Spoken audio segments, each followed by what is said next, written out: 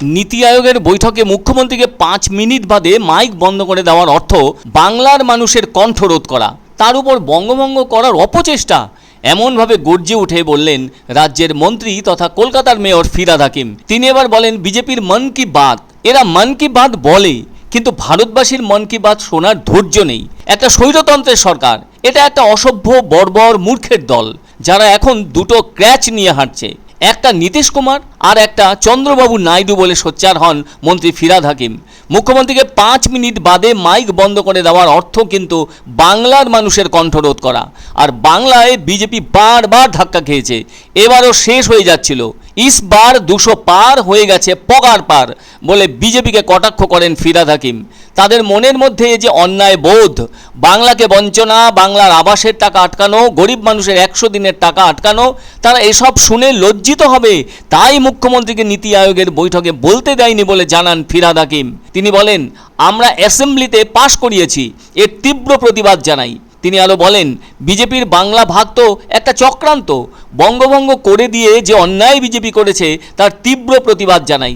এরপর আরও ক্ষিপ্ত হয়ে বিজেপিকে হুঁশিয়ারির সুরে বলেন, তোকে বাংলার মানুষ দিচ্ছে না ভোট, তোদের সাম্প্রদায়িক রাজনীতিতে বাংলার মানুষ না বলে দিয়েছে, সেখানে বাংলার মানুষকে বঞ্চনা করা আর কণ্ঠরোধ করে দেবে মুখ্যমন্ত্রীর ক্ষমতা আছে?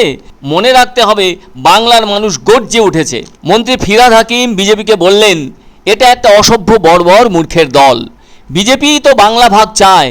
উল্লেখ্য, লোকসভা নির্বাচনের আগে বিস্তর হাঁকডাক চললেও বাংলায় কিন্তু ভরাডুবি হয়েছে বিজেপির। 30টা আসন পাওয়ার কথা দাপটের সঙ্গে বলা হলেও শেষ পর্যন্ত 12টি আসন হাতে এসেছে, যার ফল গত নির্বাচনের থেকেও খারাপ।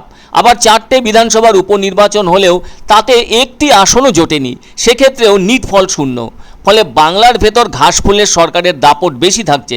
সেই জোর থেকে এদিন মন্ত্রী তথা মেয়র ফিরহাদ হাকিম অত্যন্ত দাপটের সঙ্গে বিজেপিকে তুলোধনা করতে পিছুপা হলেন না। বাংলা ভাগ বা তার সুবিধে সুযোগ নিয়ে বিজেপি নেতারা কথাবার্তা বলছেন বটে, তা নিয়ে কোথাও তো বাংলা ভাগ হয়নি, যা খুব সহজ ব্যাপার নয়। অথচ সেই কথা নিয়েও ফিরহাদ হাকিম যথেষ্ট সরব হন। তিনি বলেন, বাংলা ভাগ তো একটা চক্রান্ত, বঙ্গভঙ্গ করে দিয়ে বিজেপি যে অন্যায় করেছে তার তীব্র প্রতিবাদ জানাই। সারা দেশে 400টি আসন পাবে বলেছিলেন বিজেপির সমস্ত শীর্ষস্তরের নেতারা, কিন্তু তা তো পাওয়া হলোই না। তার চেয়ে বড় কথা, একক সংখ্যাগরিষ্ঠতাও জুটল না। যা হলো তা জোট নিয়ে, ফলে চন্দ্রবাবু নাইডু আর নীতিশ কুমারকে নিয়ে দেশের সরকারে বসতে হলো বিজেপিকে। এই দিকটা নিয়েই এই দিন খোঁচা দিতে ছাড়েননি ফিরহাদ হাকিম। তিনি এ প্রসঙ্গে তুই তোকারির সম্বোধনে বলেন, তোকে বাংলার মানুষ দিচ্ছে না ভোট, তোদের সাম্প্রদায়িক রাজনীতিতে বাংলার মানুষ না বলে দিয়েছে, বাংলার মানুষ গর্জে উঠেছে। তবে এদিন মন্ত্রী ফিরহাদ হাকিম সাংবাদিকদের মুখোমুখি হয়ে বিজেপিকে কটাক্ষ করলেন পণ্ডিত ঈশ্বরচন্দ্র বিদ্যাসাগরের প্রয়াণ দিবসের অনুষ্ঠানে এসে।